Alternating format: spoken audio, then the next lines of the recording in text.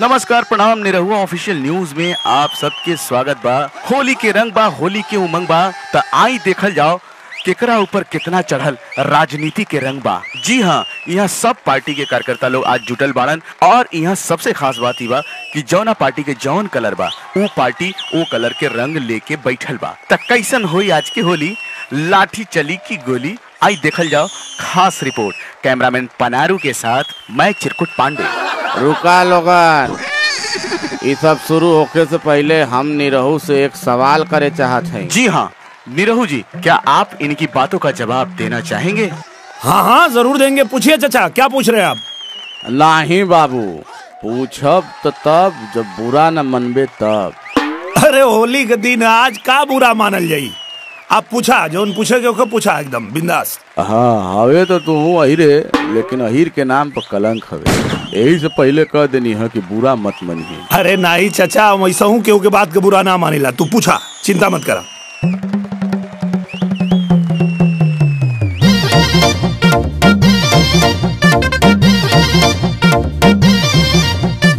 नाचे गावे के तो के चाही त काहे राजनीति में आइले।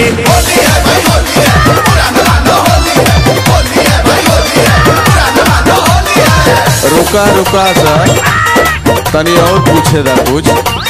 हार गईले उतरल न पाई, तू काहे राजनीति में आइले। नाचे गावे के तो के चाही, तू काहे राजनीति में आइले।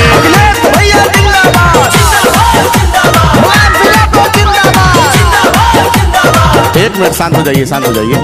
निरहू जी, इन्होंने तो बहुत बड़ी बात बोल दी, आप कुछ कहना चाहेंगे?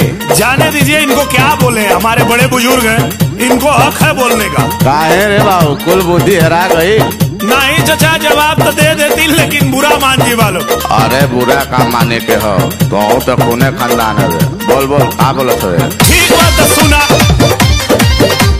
यूपीओ में लड़ी है वो पैसी, चचा अब चल रही हाल भैसी।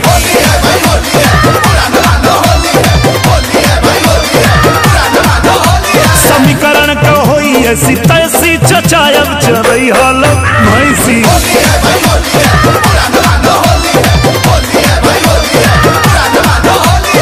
का चचा, कैसन लगल जवाब? बोल ले, घरे का लड़का है तो भाई उतर जाई, ठंडा हो जाए बेटा। एक आध बेर और हरबे ना तो भाई ठंडा हो जाए। भाई समीकरण का क्या बात करते हो तुम? काहे समीकरण बिगड़ जाई? इन्हन के इतना दिन साइकिल पे बैठा के ढोले जा, काई कुल साथ ना दिए सर। जनाब थोड़ा तमीज से बात कीजिए। का तमीज से बात कीजिए? इतना दिन हमन तोहन के ढोनी जा तो उन्होंने साथ ना देबा, अब की साथ ना देबा तो कूट के रख देवल जाई। उधर और तेजुआ का साथ ना दिला लोग बिहार में, गड़बड़ा गए लड़का। तेजस्वी यादव जिंदाबाद, जिंदाबाद जिंदाबाद। लालू यादव जिंदाबाद, जिंदाबाद जिंदाबाद। ओवैसी चाचा जिंदाबाद, जिंदाबाद जिंदाबाद। ओवैसी चाचा जिंदाबाद, जिंदाबाद जिंदाबाद। ऐजू गड़बड़ेवा सरकार है। जनाब थोड़ा तमीज से बात कीजिए, खुदा का खौफ खाइए। अरे होली एक गुजिया मलपुआ खाएंगे कि खौफ खाएंगे? अरे सुनिए हमारी बात। बतावा तो ही बतावा इनके। हक के लिए जो हमारे लड़ेगा, बिरादर की सेवा बिरादर करेगा।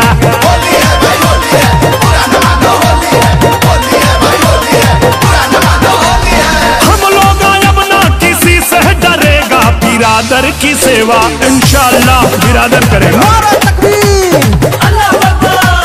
जैसा कि आप लोग देख रहे हैं, होली के रंग में राजनीति का रंग कैसे मिला हुआ है।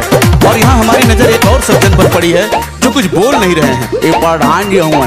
अरे भाई साहब, आप कुछ बोल क्यों नहीं रहे हैं? बोला हो प्रधान, हम आप लोग से क्या बोले, हमारा क्या दिक्कत है?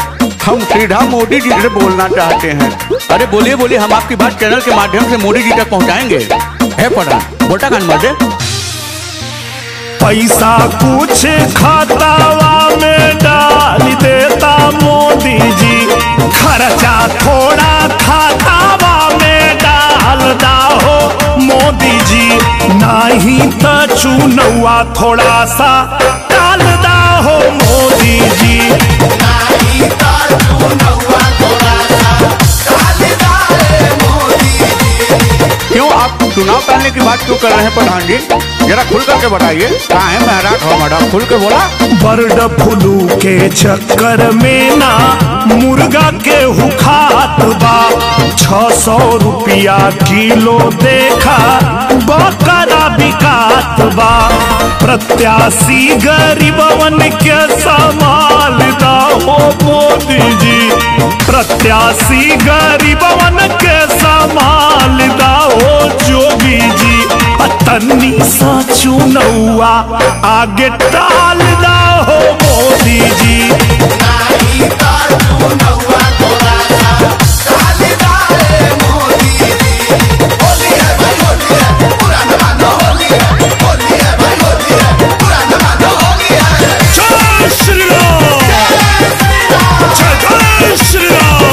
गौर से देखिए इस सज्जन को। इस होली मिलन समारोह में इनका अलग ही रूप है। कैमरामैन पनारू से कहना चाहूंगा कि बाबा की तरफ कैमरा घुमाएं। बाबा जी, आप कुछ कहना चाहेंगे? जय श्री राम। नए भारत का नव युग में नया निर्माण है मंदिर। नए भारत का नव युग में नया निर्माण है मंदिर। सनातन धर्म है जिनका न समझे मर्म मंदिर का। उन्हीं मूर्खों के सीने में, उन्हीं मूर्खों के सीने में यह सीधा बाण है मंदिर। उन्हीं मूर्खों के सीने में यह सीधा बाण है मंदिर। ये भगवा रंग है मेरा, ये भगवा रंग है मेरा, ये भगवा रंग है मेरा, हमारा प्राण है मंदिर। ये भगवा रंग है मेरा, हमारा प्राण है मंदिर। मोदी जिंदाबाद जिंदाबाद जिंदाबाद मोदी जिंदाबाद जिंदाबाद जिंदाबाद राहुल बाबा जिंदाबाद जिंदाबाद जिंदाबाद सोनिया गांधी जिंदाबाद जिंदाबाद जिंदाबाद नरेंद्र मोदी जिंदाबाद जिंदाबाद जिंदाबाद मोदी बाबा जिंदाबाद जिंदाबाद जिंदाबाद। अखिलेश भैया जिंदाबाद। निकाल पार्टी कलर गाड़ी में से। जय श्री राम। जनाब जरा तमीज से। जय सुहेल देव। जय श्री राम। कुर्ता मत फाड़िए, कर दे रहे हैं। पहले तुम हमारा काला छोड़ो, हमारा जूता कहाँ है? चश्मा फूटल तो जान लिए।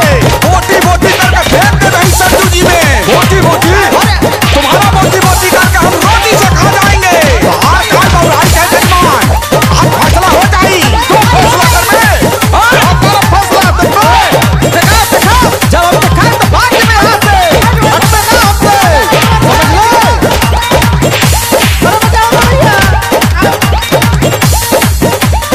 आप इस मौके पे कुछ कहना चाहेंगी?